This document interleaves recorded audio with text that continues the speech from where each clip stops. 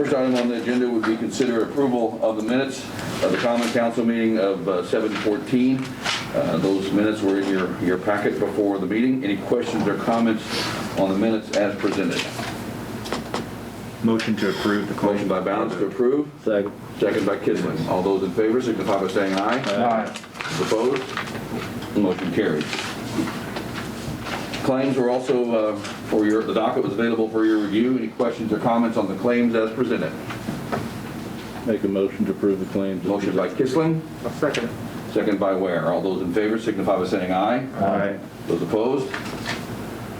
Motion carries. As we're in the claims, there was one item that just came to you, and that is a subject of a change order regarding the 4th Street Heritage Trail project.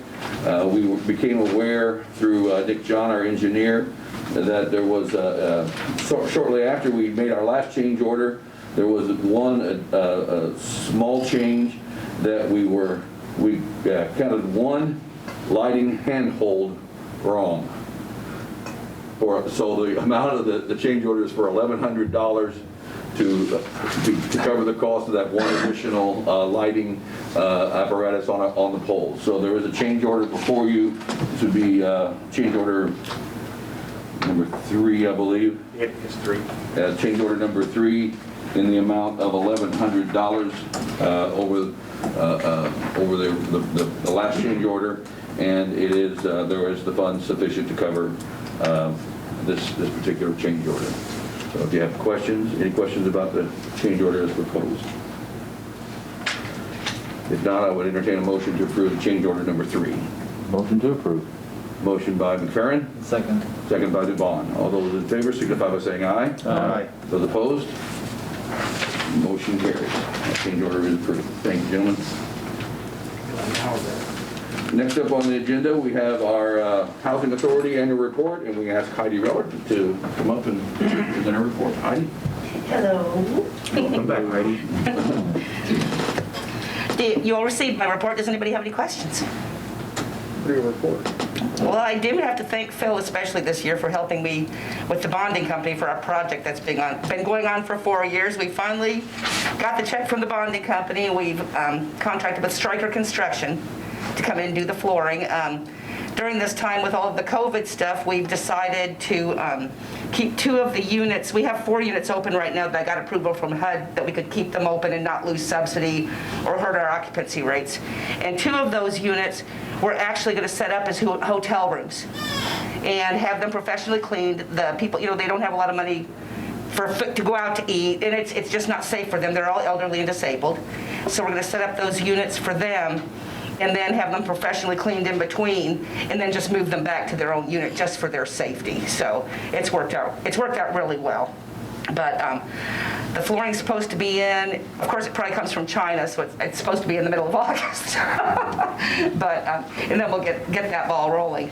But I did want to request my payment in lieu of taxes back again. The Housing Authority, with all of the COVID too, but we've been looking at the future also, and we'd like to purchase a kiosk to put in our main lobby area that the residents could come in, or applicants can come in.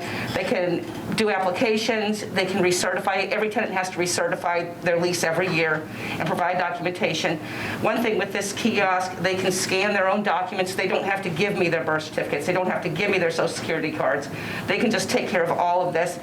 There's also a way for them, I can put on whatever I want. I could put the city's website on there, a link to that. I could put a link to services, 211, all that kind of stuff. So if ever they needed, they could come in there and just look up all that information. So it's not just for now. I really think it would be a benefit in the future for when I'm not there, like if I'm on vacation, even something like that. If I'm gone for a week, it kind of puts a damper on things. And this just takes away a lot of the borders for the residents. And I was thinking too, eventually, we'd like to get kind of a system like the city has with a key fob, that each resident could have a key fob and they could come in there whenever they can get in there, regardless of when they're working or regardless of what's going on, and they could take care of their business. And it even has the capacity that people can pay their rent with credit cards, which I think would be a big benefit to the authority, So. And we did get a grant from the Community Foundation to partially pay for that. That was $10,000. the Housing Authority did get some CARES Act funding. We got $11,900. $5,000 of that, we bought a bunch of PPE, we bought cleaning stuff, just to keep everybody safe. We give our residents masks, we give them gloves, we give them hand sanitizer, because when they go out, we want them to be safe for when they come back, that sort of thing. I have obligated $2,100 to the cleaning, the professional cleaning between the residents and the units. I want to make sure it's done correctly. I'm sure my maintenance people would do a great job, but I think it would be better to have someone who really knows what they're doing that. So that left us with $4,000 from our funds that we could put towards that. So I think the remainder would be like $10,827. And there is an annual cost of around $3,500, but we would write that into our budget just to pay for the software and the licensing and all that kind of stuff. So, Picking up on that, that she mentioned, I think there's a sheet there that shows this. The remainder needed to cover the cost to acquire this equipment would be $10,827.49. And when Heidi first informed me of this and wanting to make this purchase, it was something that I wanted this to consider as part of our CARES funding. We received $198,000 in CARE funding, and we have not used near that amount. We're still tracking those numbers, but certainly this expense would be within what could be handled through our CARES account. Check with our legal attorneys in Indianapolis to review, since the Housing Authority is not officially a department of the city, but is an affiliated department. We wanted to be clear that this is an expense that we could cover under the CARES Act. And after their review, they recommended, they said that this is something that we could cover because it was not something that was in our budget for purchase or in the Housing Authority's budget, and it was their opinion that this would be a purchase that we could approve through the CARES fund that we have received as the city. And as Heidi mentioned, I think that's not only for now. It's an immediate need, but I think there's a long-term benefit for the Housing Authority going forward to have this unit, and I think it would be a good investment, a good way to spend some of those funds, helping those folks in our Housing Authority, and making, with Heidi being the only full-time person there, increasing the amount of services that they could receive would be a good benefit for many of our citizens to have that unit.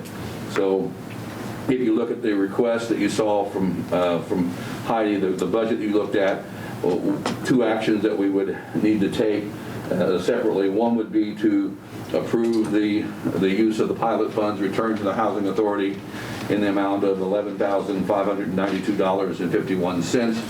And if that is approved, then we would next go to the approval of the CARES funds to cover the cost of the unit, the kiosk. So, any questions for Heidi or May about the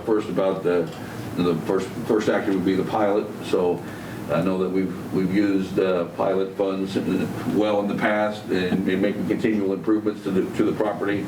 And it's kind of been our action in the past to do this, and I think at this time it would be very appropriate to allow them to use the funds, especially when we have such a good purpose for those funds right now. So any questions on the pilot fund portion of the action?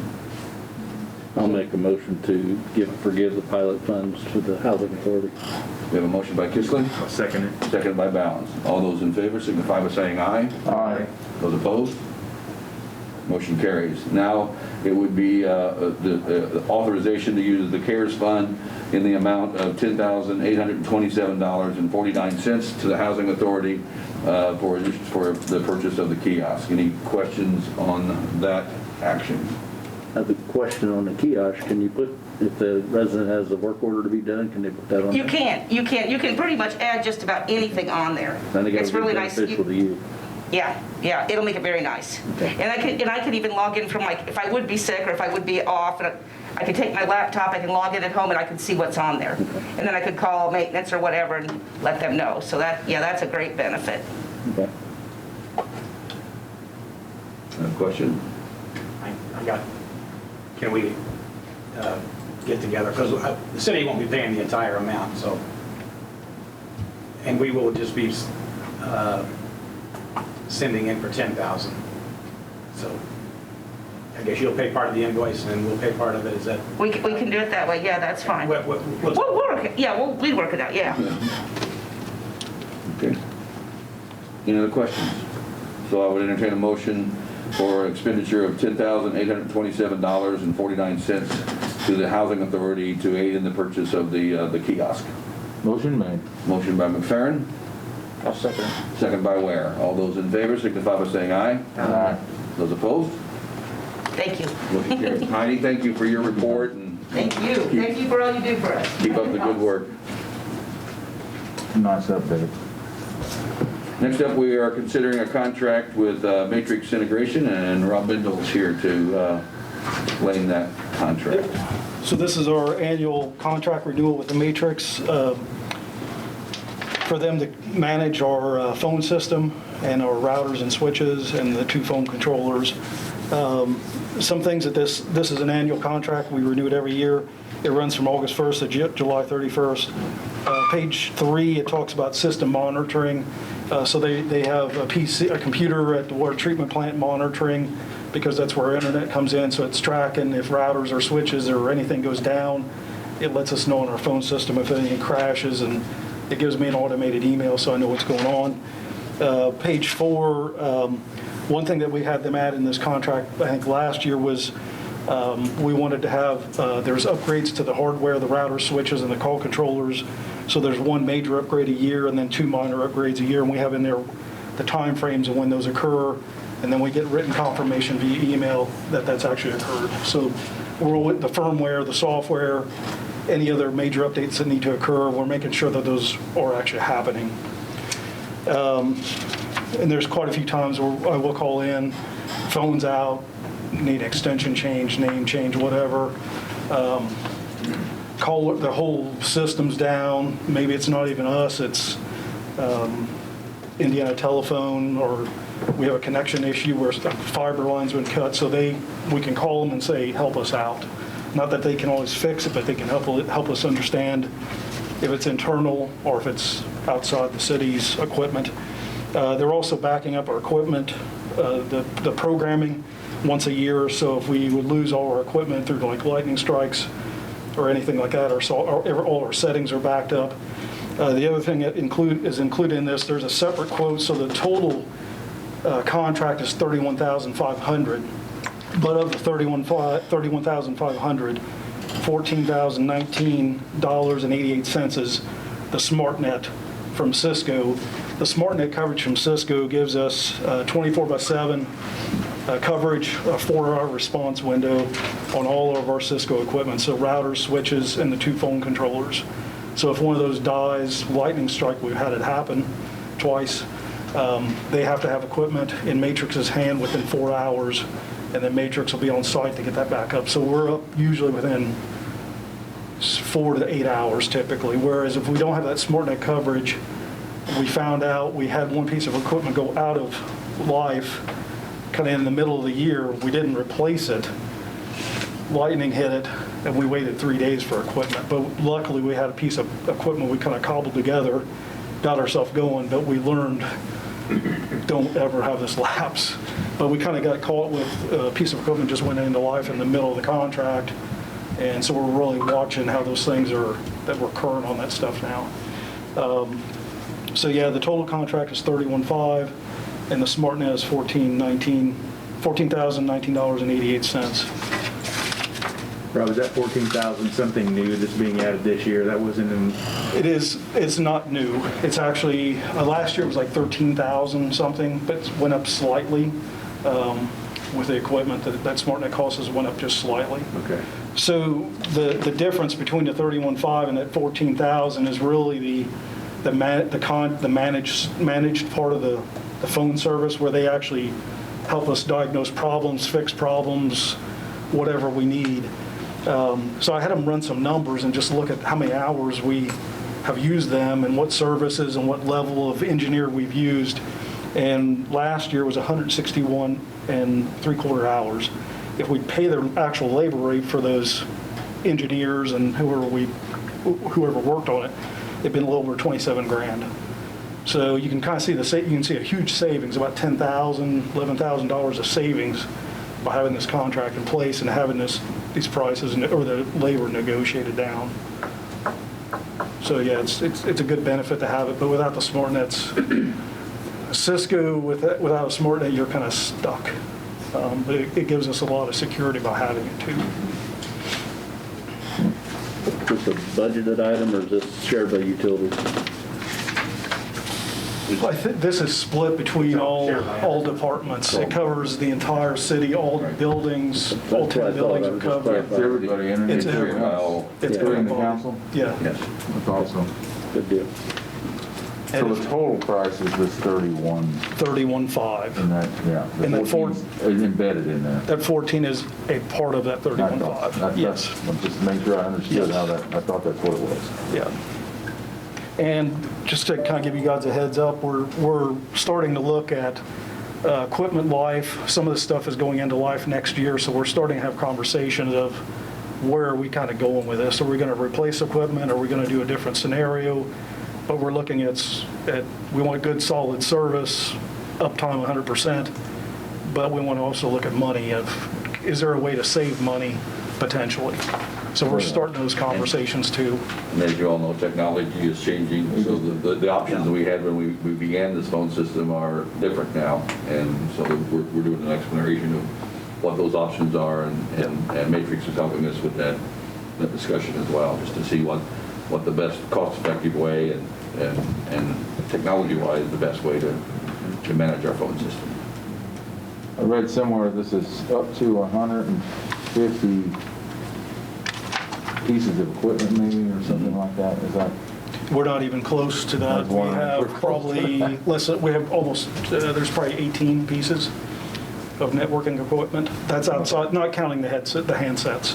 Yeah. Routers, switches, and the call controllers. I think there's 18 big pieces. Yeah. So you need a motion to pass So, yeah, we would need a motion to approve the contract with Matrix in the amount of $31,500. I'll make a motion to approve. Motion by Ware, I'll second it. seconded by Bounds. All those in favor signify by saying aye. Aye. Those opposed? Motion carries. Thank you, council. Thanks, Paul. Thank you, Rob.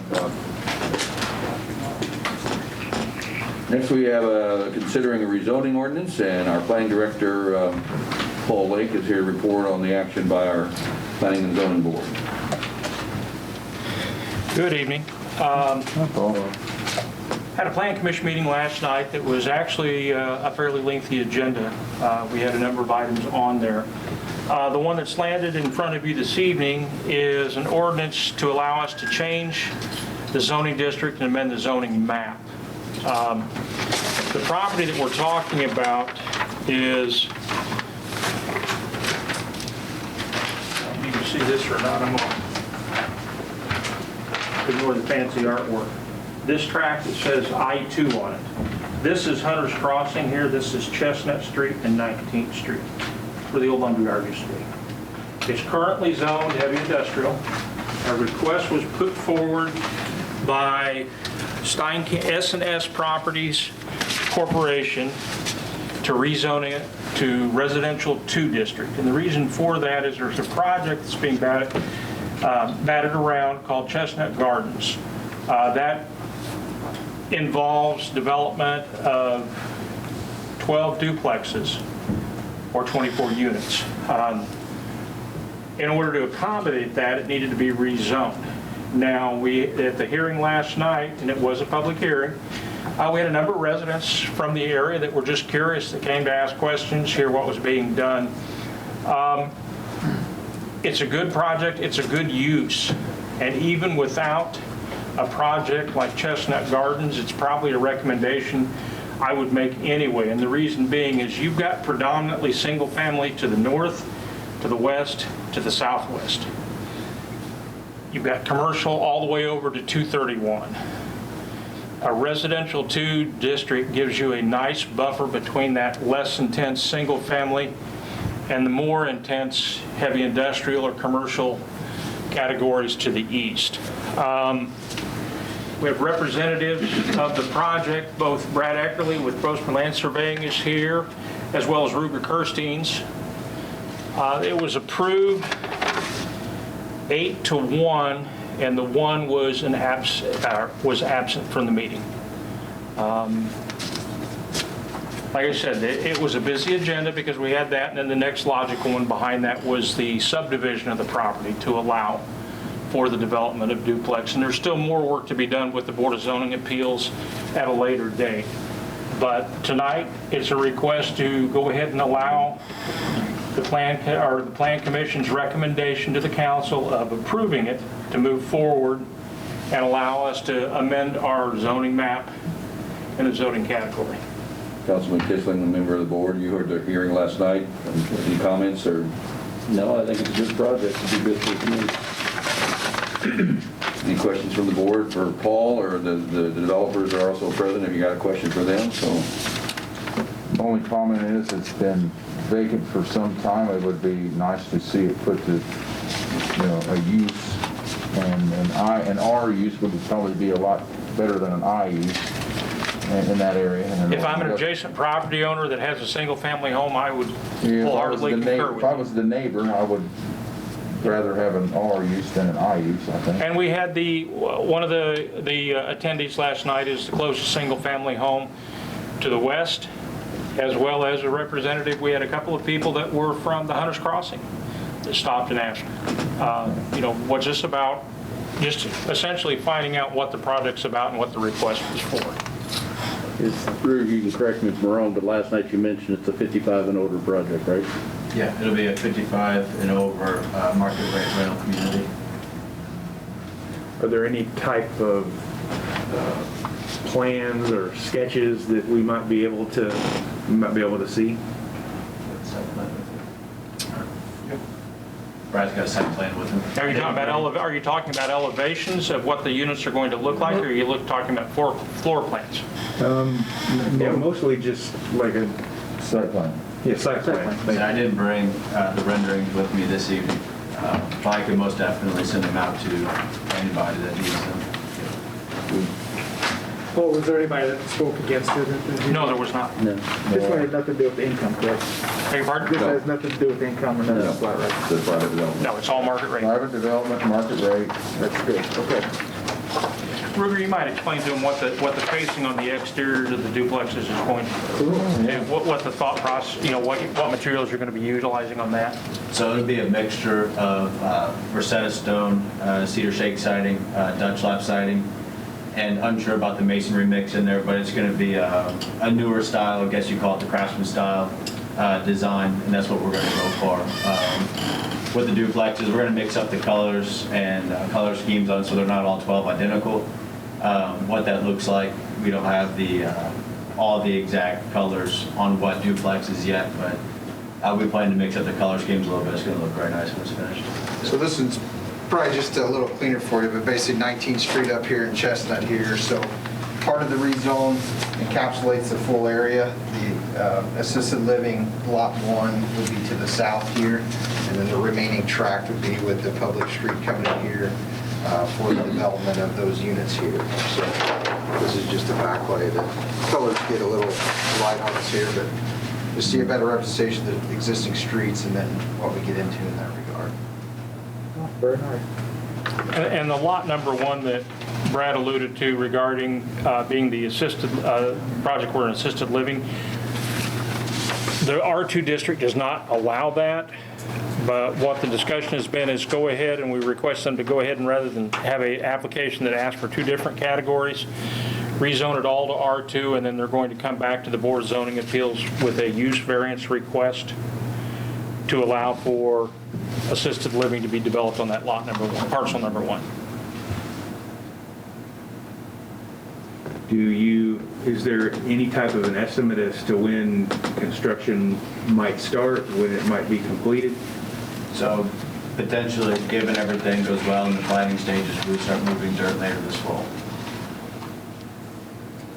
Very well. Connectivity is a issue that I hear a lot of people ask me about sidewalks that run the length of Chestnut Street on that property. Is that included in the plan as well? Yeah, so with the Heritage Trail reflected in the comprehensive plan, we basically have an alignment along Chestnut, so we're basically preparing grade that will allow for that Chestnut, for that walk addition there, and then within there's sidewalks then within the route within there to serve out the Chestnut. It did meet the zoning for our small lot subdivision, which includes the sidewalks. And I know there's been a lot of discussion before this ever got this far. Our utility folks, our street department, our fire department, everybody has been engaged with the conversation to make sure that this project met, all the needs of our utilities, of our emergency response people. I think if you noticed when they did the paving project on Chestnut, there was work done in anticipation of this project to allow, when we were doing that work, we wanted to make sure that if we didn't have to come back and remove, the water department did work to allow some of the water lines to be placed to accommodate development. So there's been a great coordination between the developers and the city staff. In several meetings to review and engage. So I think the plan that you see here has been fully vetted by the departments that would be involved should this property be developed. Yeah, and do appreciate, that was in March, I think, in the early discussions really here, but quickly we had to get some things going, but appreciate all the departments and planning department and the mayor allowing. So basically, in a sense, all utility cuts were taken care of with the unknown, but at least to where we were stubbed out, we're not cutting the street again. It means a lot to us, I think, that all of our departments work so closely and cooperatively with people in your role. Well, I probably haven't been able to tell you guys, but I've worked in Indianapolis, and utility coordination is a dream come true. Being able to say that you own all your own local utilities is a tremendous advantage when it comes to putting a project together. It really is. I know your utilities probably feel beat up, but it's just fantastic. It's amazing, and it's so much easier, and really for your residents and the users. Any other questions for? Thank you. So what we have here would be an ordinance. We gave, since it's a recommendation from the planning and zoning from the board, it's an ordinance that we can pass on one reading, and it's an ordinance changing the zoning district and amending the total zoning map, Title 154 of Huntingburg Municipal Code. And Thomas is the ordinance number 2020-18. 2020-18. Any questions before we call for a vote? Not, I would accept motion to adopt ordinance number 2020-18. You have a motion? I'll make a motion. Motion by Ware, Second motion. second by McFerrin. All those in favor signify by saying aye. Aye. Those opposed? Tom, please roll call.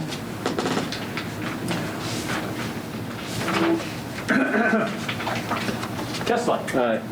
Bound. Aye. McFerrin. Aye. Dubon. Aye. Ware. Aye. 5 ayes. 5 ayes, no nays. Ordinance 2020-18 is hereby adopted. Thank you, Paul. Thank you very much. Brad, River, appreciate it. Hey, Paul.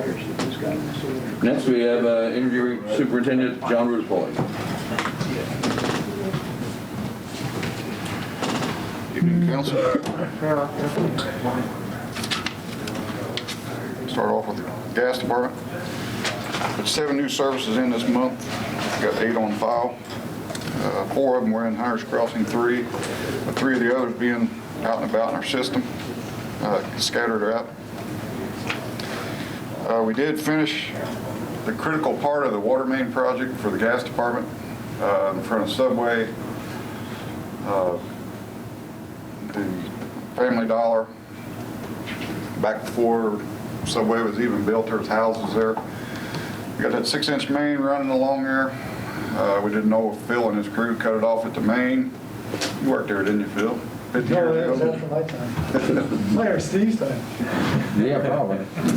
But we did have a gas employee on right there with the job.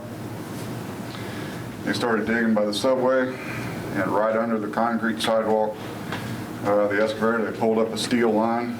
So we kind of stopped everything. We kind of knew what it was. It was shallow.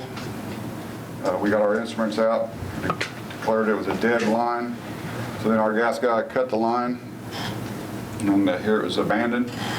So that kind of told us all them lines were cut off at the main, which is real good.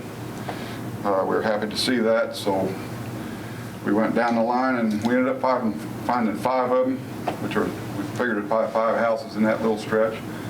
And they're all real shallow, and luckily they were cut off at the main, so that was a great relief for us. So that went well. They made it all the way to the railroad track before they moved on to the different section.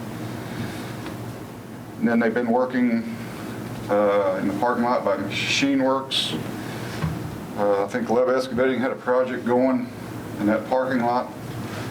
They found an old 2-inch steel line that was pretty shallow. It was going toward the highway. We got our old maps out. We couldn't find anything with that 2-inch main. It was shallow, so we started digging around, checking some of the other services that go to the 4th Street buildings. We were finding the main was 4 or 5 inches deep. That's all the deeper it was. Found there was an old plug valve on that 2-inch main that was going to have to be replaced, so we checked several areas with our vac machine, and the steel line was only 5-6 inches deep in most of the areas. So with the old plug valve and the shallowness of the mains and the services, we decided to go ahead and tap it at the alley and run all plastic to proper depth, update everything. So they've been working there the last 2 or 3 weeks. I've been finding some old foundations, old brick from years and years ago with the old Machine Works building. That was by the highway. So they just finished that up today. So it should be out of there. So we got that all replaced with plastic, the mains and the services. We had to run all new services to the buildings, the 4th Street buildings where the gas services are on the back of the building. So that's been all done, turned out good. And then they're going to be running the 2-inch gas mains at Hunter Crossing 3. All the lots are marked off so we know, and the curbs all poured. So we can kind of measure where our easements are, so we'll know exactly where we need to run our electric and gas mains. So next coming week or 2, they're going to be working in that area. Any questions on the gas? John, are you keeping or building a new master map for when you find these lines that maybe aren't on the old maps? Are you identifying that they're abandoned or that they're cut off at the main so that 50 years from now they'll know then too? Yeah, that's where Kim Howe and we're putting this all on GIS, all the new lines we put in, and one of the summer help, they've been working with Kim. They go out GPS, all the service lines, all the mains. They bring it in, they download it, and Kim downloads it on our gas GIS mapping, so it's all going to be current, but we still use some of the old maps from some of the old lines. Because on that stretch by Subway, we tried to look at the old maps where it showed the house taps were on that 6-inch main. So we took our vac machine up there, we backed down, nothing there. So the old maps didn't quite match up to the where the service lines were. That's what made us kind of cautious when we went through that area. So when we did find where the gas service lines were, we made on GIS, and on our old maps, we drew it in where we found the services. So if we ever have a problem on that 6-inch main, maybe we can dig down to that area to see how it was cut off, what kind of condition it is when they cut it off, make sure it was wrapped good. So it's all being updated as we go. Good. And that project's been going real well. Emily Meyer and now Gabby Ingram, they've been going out GPS and stuff. All kind of information on the lines. They'll bring it in to Kim and she'll download it. And all the guys have it on their laptops so they can just punch it in, the address. And we just recently, Kim and Gabby come up with an idea that during the day, if they got a gas holder call, it comes into city office, Mo at the front desk. Well, she don't know if it's our system, Holland. That's, the other day we had a gas odor call toward the Holland area. Well, we got gas in the Holland area, but it ended up being on another system. So we kind of downloaded that map into her map. So when they call in and give an address, she can punch that address into the GIS map and say, yeah, that's our gas line. Or if she punches it in and there's nothing there, well, it's probably not ours, but we'll send somebody out anyway. But she will know pretty, because we got all that area mapped. So it'd be easy for Mo to go in and, you know, hey, that's our system, so we'll call somebody out. So that's a good idea. I got a question for you too. Like that 7-inch or 6-inch deep line you found, do you guys leave it in there or you guys take it out or? The old steel? Yeah. Yeah, we just left it there. Okay. Just curious what you do with that stuff. Yeah, I mean, we don't even know where we're running to. Oh, I mean, we start pulling on it and hard telling where the sure, ground start moving. sure. Okay. So we just left it there, but that's important. If somebody finds an old line in the ground, it's important to call all the utilities just to verify that it's not in use. But that's what, like I said, that's what we did in front of Subway when we hit that line. Everything stopped, and we verified it was a gas line, and we had one of the gas employees actually do the cutting and cut through the line, and it's dead. So it's always good to investigate if you find an old line in the ground. Any other questions? Anything else for the gas department? There's an item relating to the gas department. I'd like to say special thanks to UGM, which is Utility Gas Management. They buy our gas. They nominate our gas for us. They're located in Kansas City, their main office.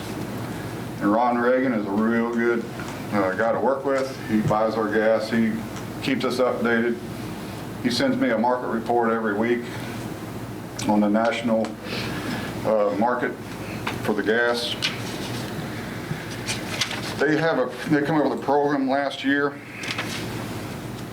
I think you all have it downloaded. They took a small percentage of the proceeds, and what they did, they put it toward the medical debt program, which relieves medical debts for veterans and people below the poverty line. So in the last year, I'd say more than 1,700 people got a medical debt relief of $2,150,000, and that's the big area that UGM manages. With our city of Huntingburg's gas system, they relieved the debt for 10 people totaling $2,861.33, I think, which is a fantastic gesture on their part. They want to continue to do this for the next coming year. I think it's a great little incentive for, I thought that was really nice of them. This is the program that they, again, the nationwide, but you know, it does affect us locally, and our connections with this company has been very positive in our controlling our rates, but this is just a step above that. Just you know, taking another step and being involved in our community, and I would echo John, and the council would you know, voice their appreciation, and we can respond to the to Ron and for the 10 people that received it, but it was a nice little gift for them to relieve their medical debt. Oh, yeah. Every little bit helps out. And we all are. And Ron Reagan also, I think it was it's about a year and a half, come up with got into a discount program with all the members, all the municipal gas members. We are now closing in on 1 year of the discount program. It's worked really well. And probably, Tom, over the next month, we will be receiving a yearly lump sum, a part of that discount program. Actually, what, 60% of that was given monthly to the customers. There's a, I don't know, percentage, 20%. We're gonna get into a lump sum after 1 year of being in the program. I think our 1 year is over in August. Yeah. So we should get it sometime in September. September, we'll be receiving a lump sum for the discount, which is a nice little bonus, but We won't know until that happens, right? I got a good idea, a close idea. Okay. Very well. But there is a discount monthly that's That's applied directly. passed on to the gas customers. And right now, you're probably seeing the lowest gas prices probably in 20 years, Really? roughly 20 years. So that's real good with, of course, with the discount program and with the issues going on worldwide.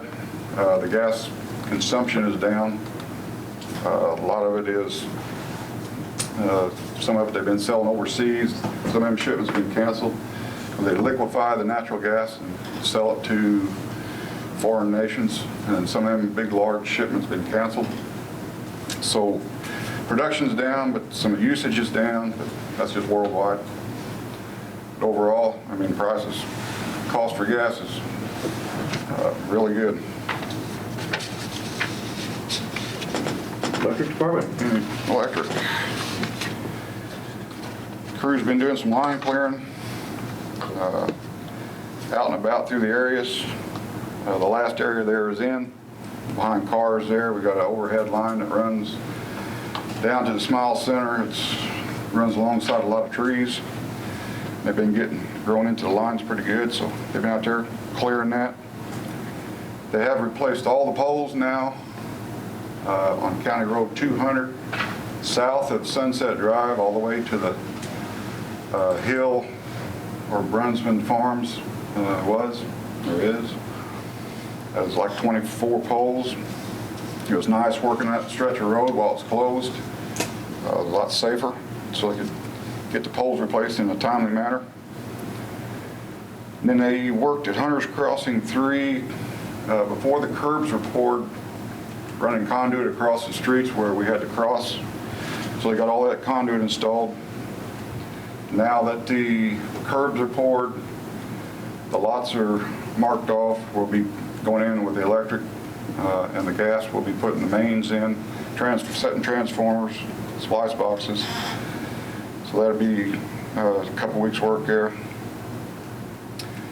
And Alex Hof, he's at school this week, all week. He's testing out of year 2. He will be going to year 3 in Scottsburg all week. And then next week, Robert Meyer will be doing the same, but he'll be going to Lebanon, Indiana. So we'll get them all tested out at 2, then we'll be going to 3. And with the electric comes to the wood chipper. Kind of busted apart on us. It's been getting weak. It's a 1994 model. Actually busted when we were trimming trees behind cars. So we called a company and they brought a demo model in so we could get that limbs all chipped up. And we kind of looked at their model. Kind of got 3 options: not do anything, repair the old one, or get quotes for a new one. It's a 94 model. Everything's kind of wore out. It'd have to totally be redone. Some of the safety items on it are broke. The drive motors are pretty well shot. The hydraulic pumps are weak. And the big drum inside that chips the wood, it's getting wore, so it'll have to be replaced. The salesman said it might be $20,000 to $25,000 to repair it. It'd take a couple months. For a new one, it'd be like $35,000 to $40,000. So I need council's opinion on what their thoughts are. I got a question. Would this be something maybe a couple departments could share? We had that discussion this week. Maybe get a bid? Our back-to-back meetings with my superintendent's already scheduled with John and with the street department and with the limb yard that we've been discussing. I think that we're looking at that option is something. I think the original, the 94 model, John, was shared by the street department and electric. In 1994 was bought for $20,800. electric and street split it. I'd say the electric department uses it probably 90% of the time with clearing lines. Every now and then. What John and Jason discussed was it's probably to get a unit big enough to do everything that we would need down in the limb yard would be, you know, we're trying to get a cost on that. But well, we've asked the vendor if we want to go ahead and if the board wants to go ahead and seek quotes that he would come and take a look at what we're doing with the street department and give us some options. Certainly, you know, replacing this unit is something that I would think that we would want to do, but I think we should, I agree, Tim, I think that they should take a bigger look and see if there's other needs we could satisfy at the same time if we're buying a new unit. So I think that there's good discussion amongst, especially the street department, to kind of look at, is there a way to satisfy some of the work they do as well. We did call the rep back after I met with you. Yeah. And he said you almost need, we kind of told him what we had, and he said you almost have to buy a machine with a grapple on it. And then I think there's been a few issues with some foreign items in there. If you would get that in there, then you'd have some big repair bills. If somebody threw a big piece of steel in it or something, you wouldn't catch it. And he said that bigger unit would weigh about 4,000 more pounds. And see, we scavenged a chipper truck off the street department years ago, and it's like a 95. And I don't know if it would, he said the bigger model is going to weigh about 4,000 more pounds. Right. I think for John's needs, the size of the unit they have, replacing that would allow them to be mobile with it and do the work they need. So we did have the discussion, Tim, about you know, while we're thinking about it, we consider this. So I think, you know, John and Jason are in conversation, but it probably looks more like replacing what we have and continue to work on the solution for the limb yard. The unit at the limb yard, I can foresee has to be much bigger. Yes. There's no way the same unit he's going to use is going to do the limb yard. Well, I've used the one he has, and it is, he needs something nimble to get in these access. He's only got certain right-of-ways to clear these tree lines and things like that. So a smaller vehicle and a little bit more nimble. You can grind a lot of chips up. I'd hate to see how many trees went through there in 26 years. Grind a lot of trees up and just to get a truckload of chips. And see, the old one, I don't know if you remember, if you run that, it's got the disc. So it is at an angle. So when that limb goes in there, it kicks it to the side. And if you're standing on the wrong side, you're going to get a whiplash in the back. Where this new, it's a drum, and it just feeds it straight in. It's just straight in. Yeah, and we need to have all the safety devices where the grab bars and all that. That needs to really be working. Last chance grab handles. Yes, it reverses it or kicks it off or whatever. So would the council be in favor of allowing the superintendent to get quotes for the new wood chipper? Make that motion. Motion by Kissling. I'll second that. Second by McFerrin. All those in favor signify by saying aye. Aye. Those opposed? Motion carries. And I would presume the board would want to just trade that old one in. Is there value to it? If it's got any value. He said, he kind of looked at it, and he said about $4,000 trade in. I don't think you're gonna, unless you have a community locally that would use it for that amount of money. With some of the safety items broke on it. Yeah, that's I'm taking a lot of liability there. Be a lot of liability. Yep, let him We have can the include that liability. in your report back for the quote and everything, if there's a trade-in. Okay. So just get quotes for a new one then? Alrighty. Anything else? Questions for John? No? Thank you, John. All right, Thank you. Water Department? Superintendent Marvel. Gary? Good evening. Our demand has jumped up so bad these last 3 months that we had to start running Saturdays. Sometimes we run on Sundays to keep up with demand. Our high demand day for June was 1,773,000. Our high production day at the filter plant was 1,177,730 gallons of water. Ben Brinkman has been working on his in-service hours for his WT4 license. He has enough hours. They will report again in September, and at that time he'll receive his license. Aaron Beaker has expressed interest in running the filter plant and maybe taking one of the 2 off shifts whenever Greg retires, because Jace will move to days. So we're starting to work him out at the filter plant to get his in-service hours out there. For the distribution, Rex Breedemeyer retired in May, and we have filled that position with a young man named Blake Lindauer. He started about 2 weeks ago. We started switching services on Washington Street. On Washington, actually from Brett Street to Short 4th, there's 2 mains in that block, and that the 6-inch has broke several times over the last 2 years. So we started switching people over to the 8, and we will eventually kill the 6-inch, take it out of service, and put everything on the 8. Let's see, we installed 6 new services over the last month. And last Saturday we had a leak on Van Buren between 7th and 8th. That's a 10-inch main. The estimated water loss was somewhere between 150 and 200,000 gallons. The new metering system, we have year 4 of the new metering system installed. Out of the 2,000 meters that we have installed, we have a fail rate of 0.0015%. And normally whenever we go out to find out what's wrong with that meter, someone's laid something over the meter and the signal can't get out. So we're having very few issues with that metering system. For the upgrades, the filter plant, we are in the process, we will add a new alum room.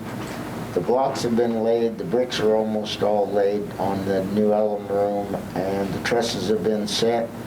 The metal has been ordered, so very shortly that will be dried in. They can start setting the new alum tanks. They've started pouring walls for the new drying beds. Whenever this upgrade is done to the filter plant, we'll no longer ship our sludge down to the wastewater plant. It will be dried at our plant, take some of the load off our existing wastewater plant. They're planning on installing the new raw water wet well next week. The splitter box for the filters is due to be here August 8th. That's the last big piece of equipment that needs to go inside that filter plant, and then they can start digging their way out. But they're planning on staying outside as long as the weather's good and trying to get all the outside work done before weather hits. On the distribution end, all the main is laid from 2nd Avenue at this point to the railroad track. They have 2 blocks that need to be past back tees yet before they can put customers on that. As soon as those back tee samples come back negative, we will switch those 3 blocks so everybody's on the new main up to the railroad track. And they're hoping to, they're down, right now they're down at Maple Street, laying the 10-inch north, and they're proceeding to that big concrete box that's sitting out there now. That will be the vault for the clay valve that brings the south water tank back to the city. They're hoping to be there within 3 weeks, and Midwestern has issued notice to proceed for the solar system. We don't have a mobilization date yet, but we're hoping that's within the next 3 weeks. And the topsoil has been removed on a good part of where the solar field's going. So if you drive out to the filter plant and you see that big bare spot of ground up there by the new drying beds, that's where the solar field will go. And that is my report. Do I have any questions? Yes, sir. I think we had a leak on 5th again between Van Buren and Washington. Is that line in dire need or something? Because didn't we have a leak here last year? Usually if they're just breaking once a year or so, you know, it's, especially in hot weather. We have a lot of breaks in cold weather because you're putting cold water in warm ground. And we have the same thing whenever our water is exceptionally hot, and right now it's coming out of the lake about 80 some odd degrees, and you're putting it in ground that's 50 some odd degrees, and it doesn't like to change. So Yeah. Makes Fifth sense. Street we'll look at again, we'll keep it on, but that's not near as big a priority as some of the others that we've got.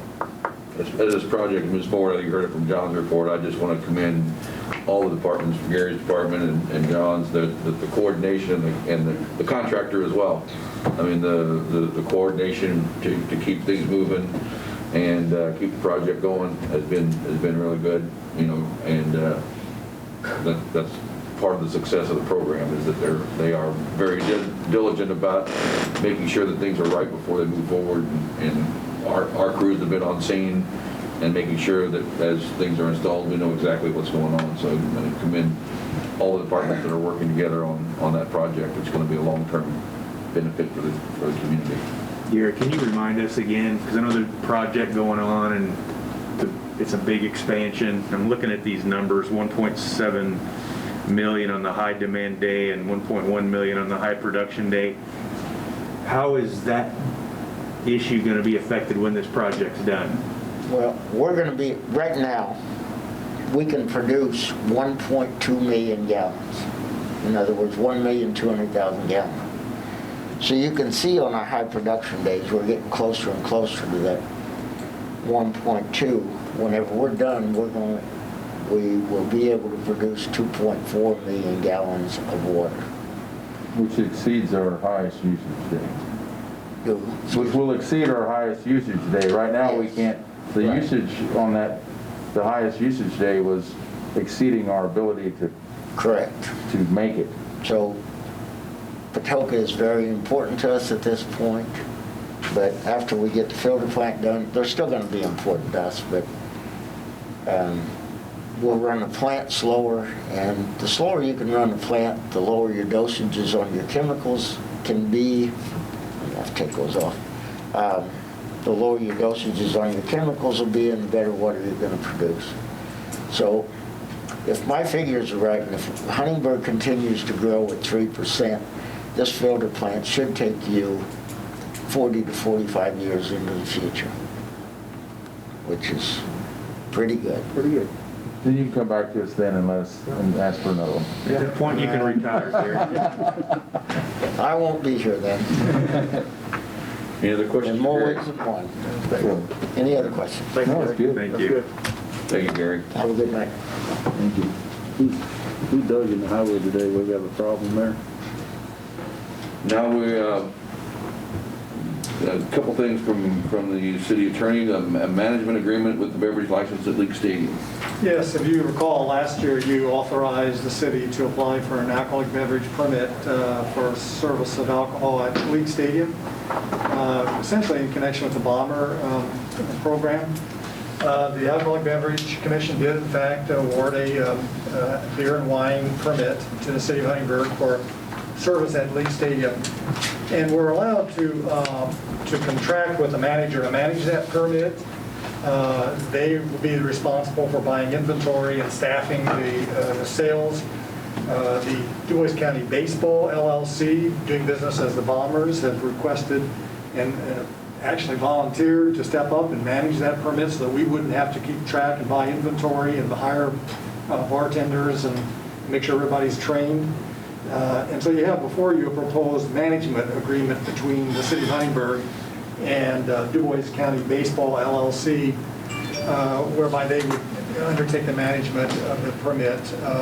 Initially, it's only for a term between beginning August 1 through October of this year, 2020, because a new baseball league from out west is coming to town. I guess Danny can give you more about that, but it's a four-team league that is going to be using League Stadium as one of their venues. So there'll be a number of games. I forget how many. Depends on how they're going to share games through a number of venues, and we're not quite sure how many will be at League Stadium, but there'll be a number. But this would be a source of revenue for DuBois County Baseball, which, as you know, lost their season this year and all revenue. But this management agreement would allow them to operate under our permit. They'd be responsible for carrying insurance and holding us harmless and indemnify us. They would pay $1,000 as a use fee, essentially as a fee to use the permit, and that would offset our cost of acquiring the permit. It also gives them the right to elect to renew it for another 1 year for next season, from the end of October through the end of September next year. But the fee would be negotiated after the end of this first term, beginning in October. Questions? I remember you saying at one point that permit could be mobile and be used like at Market Street or different kind of events? Actually, we had to apply for a different permit if we wanted to use, if we wanted to sell and serve alcohol, the city did, at Old Town Hall and Market Street, we had to apply for a different one. And in fact, we did, and we did obtain a three-way permit for Old Town Hall. The problem with us permitting Market Street is that if we held the permit for Market Street, then no one else could come on to Market Street Park and sell alcohol or even serve alcohol. We couldn't have wine vendors, even give away alcohol samples. So during the course of that application process, the decision was made to withdraw Market Street Park from the licensing process. We did obtain a three-way permit for Old Town Hall, and I think there's some discussion, the park board and others are discussing whether or not we want to maybe just, whether we want to keep that permit or whether they're going to come back to you and recommend that we also surrender that permit, again, to allow caterers to come on to cater events. Right now, we're the only one that can serve alcohol on that premises, so we could contract with the concessionaire like we're doing here, but we couldn't let other caterers come on and serve alcohol. We couldn't let wineries come in and serve or even give away their products, or microbreweries. So I think that whole thing is being studied as to whether or not we want to keep that permit or surrender it. There's no decision has been made at this point, I don't think. Okay. But this permit would definitely, at the league stadium, we definitely want to keep, at least I would think, and allow it to be managed, at least initially, by the Bombers, so they'd have a source of revenue. If somebody else wanted to serve alcohol down for a different function, how would that work out with the They would have to go Bombers? through our management contract with. We could do a similar contract for them to use the permit during an event. So if they purchase the insurance or whoever, we get a copy to make sure they have insurance? I mean, there's somebody that takes care of that, make sure you got it all? Right. Okay. I think it's great that we were able to get that done and, to support the Bombers and their activities, especially now, considering they've lost a season. Maybe it gives them something to look forward to and some hope for next season, being able to increase their revenues that way. Absolutely. So if we have no further questions, we'll have a motion to approve entering into a management agreement with the Du Bois County Baseball LLC for the management of the city's alcoholic beverage license for League Stadium. Have a motion to that effect? Motion made. Motion by McFerrin. Second. Second by Dubon. All those in favor signify by saying aye. Aye. Those opposed? Motion carries. Mr. Schneider, one more. As you are aware, the city has also applied to the United States Department of Agriculture, acting to the Rural Development, RD, administration for a loan in the approximate sum of $21,255,000 for the sewer upgrade, sanitary sewer upgrade and expansion. The application has been filed for that loan, and it is moving forward fairly rapidly. We anticipate that Rural Development will issue what is known as a letter of conditions, which are conditions that we must meet in order to accept and move forward with the loan process. And given the limitation on funds available and the competitiveness of people applying for these funds, these types of loans, the city needs to be able to react quickly when that letter of conditions comes out. It's likely to come out prior to your next meeting. And therefore, it's being recommended that we authorize the mayor to accept that letter of conditions on behalf of the city. It still has to come back to the council for final action with regard to bonding. But I have seen a draft of the letter of conditions. It contains no surprises. It's very comparable to the same types of things we have to agree to when we get federal grants. What it's going to provide for, we believe, at least what we've seen, is a rural development loan in the sum of up to $21,255,000, and anticipating a Economic Development Administration grant of $3 million to apply to that project. The loan repayment will be over 40 years at an interest rate to be approximately 1.125% for 40 years. It would take out our existing debt and allow us to finance the new improvements. We would have to issue revenue bonds and pledge our net revenues toward the repayment of that loan. We'd have to create a debt service reserve equal to one annual estimated debt service payment, but that could be accumulated over 10 years. And we'd also have to set up an asset reserve fund in order to replace short-lived assets that have a short life of between 5 and 15 years. We have to have a reserve to replace those assets, and this is a 40-year loan. They want to make sure we have funds on hand to replace necessary short-term assets. We also have to have a rate schedule of rates that's sufficient to pay all operating and maintenance costs, or debt service, a debt service reserve, and also some bond coverage to cover the annual payments. These are all conditions that we'd have to meet if we were to go out in the bond market and borrow money on the bond market, the open bond market, but the rate would be much, much higher than 1.125%. So certainly everything I've seen gives me no pause to recommend to the council that you authorize the mayor to accept the letter of conditions once they're issued, knowing that it's going to come back to you as to the precise amount and the other precise terms. Questions? Can I throw my mortgage in at 1.1? Yeah. I'd like a little bit of that money too. That's really impressive. And all the committee that's been working on this includes Councilman McFerrin and several others. The diligence and the cooperation again is between the USDA and EDA. Has been tremendous, and we're working towards the best solution that we can find and still take this project on. So again, timeliness is part of this.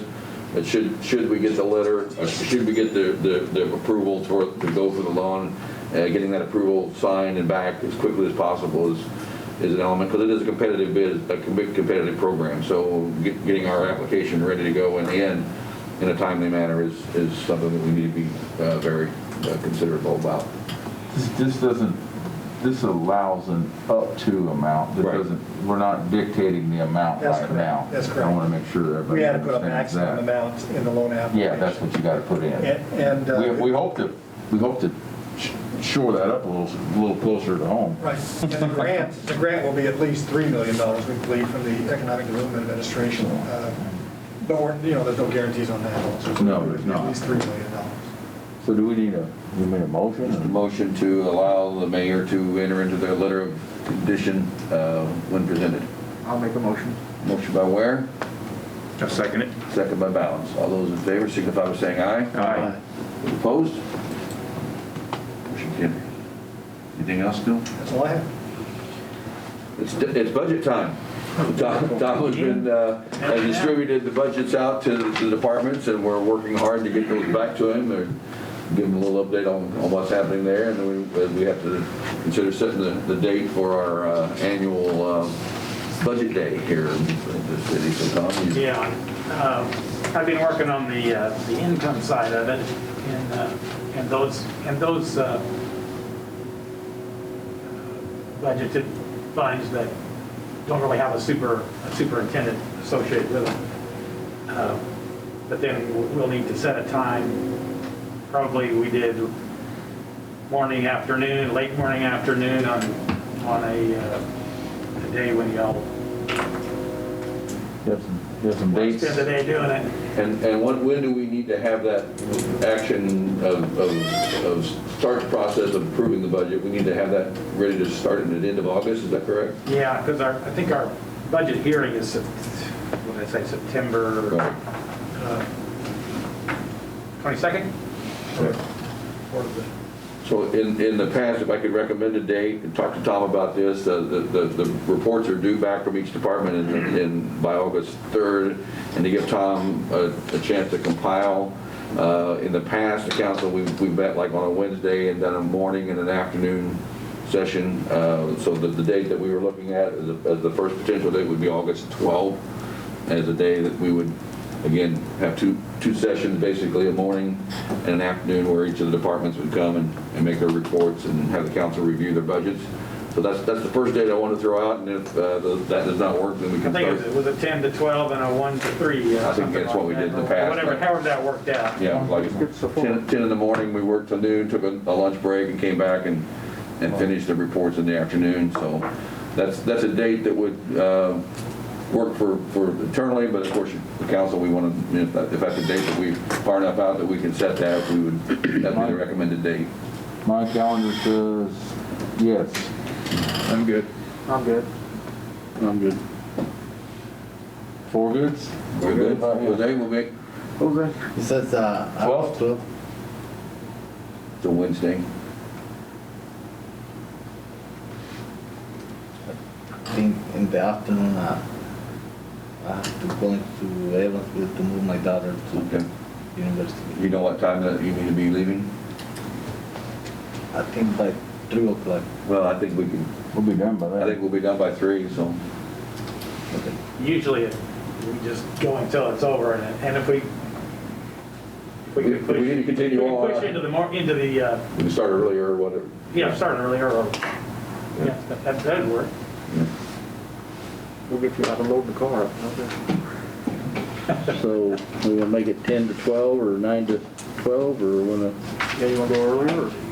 9's good. Nine For is me, good. If it's all right with it, but And we just can finish start it at at 9. I would just soon get it over with. And then just take a short break and come back and set it for 1 and until, start at 9 in the morning and a second session at 1 in the afternoon and conclude when we got it all covered.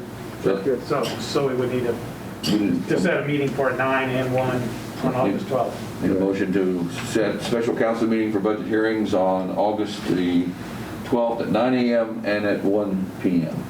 Motion made. Motion by Ware, I'll second it. second by Bounds. All those in favor signify by saying aye. Aye. Those opposed? Motion carries. Anything else, Tom? Nope, that's it.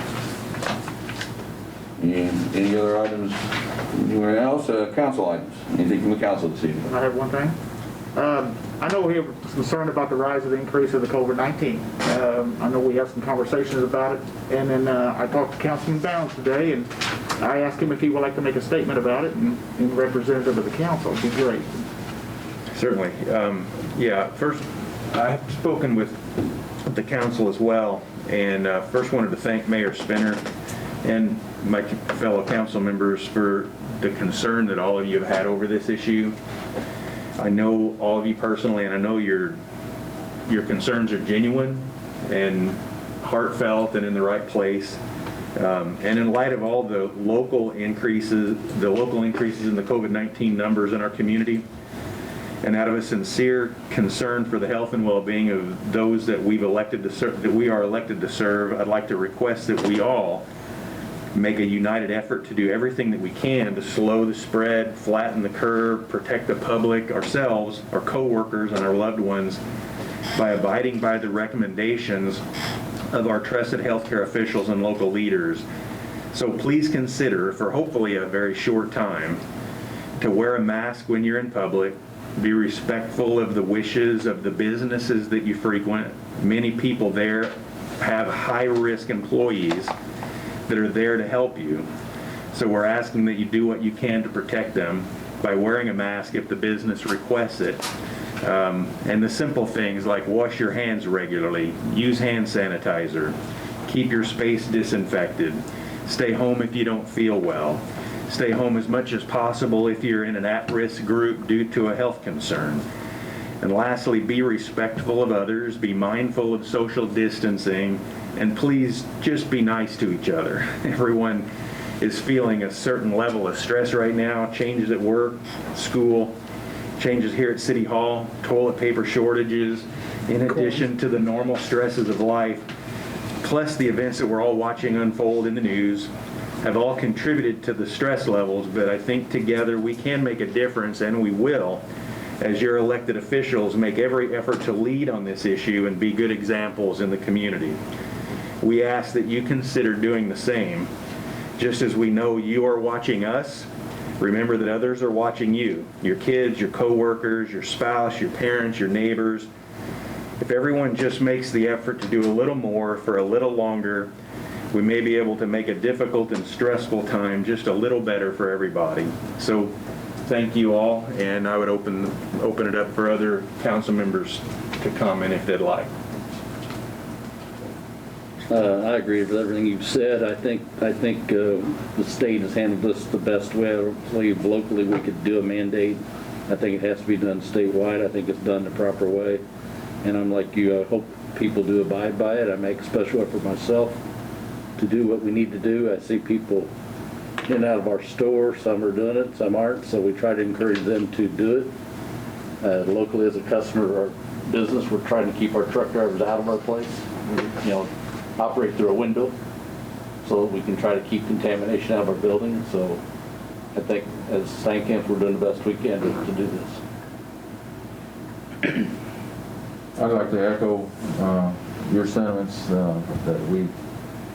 I feel the same way, that I think that we as elected officials and the city in general, I think that we should I think we got a great city, we got great people here, and we just asking that people do what they can to help in this situation so we can squash this and get on back to life. Well said. Thank you, Jeff. Appreciate it. You're welcome. Mayor? Well, I just want to thank the council for that statement. I think, as I issued a statement when the governor issued the statewide mandate, I have confidence in Du Bois County responding. We are in a challenge right now. It's one of those places where the spike is happening. And I just follow your sentiments exactly, Councilman, that I think that the governor has found it in our whole best interests that to ask the state to respond by mandating masks. And as those numbers continue to rise, I think it's more and more of a concern for everyone. And I feel confident that these are steps that we must take. A school is just around the corner. If we want our schools to be back in session and operating properly, this is an ask that we can all make and take it seriously. And also, it's important for our business community, as the economy is driven by so many homegrown businesses, both small and large.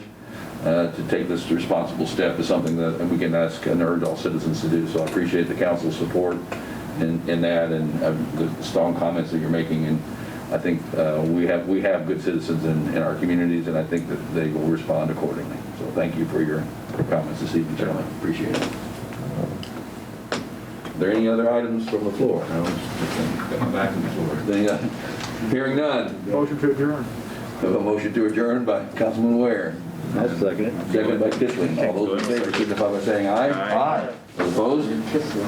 Motion carries. We are adjourned. Thank you.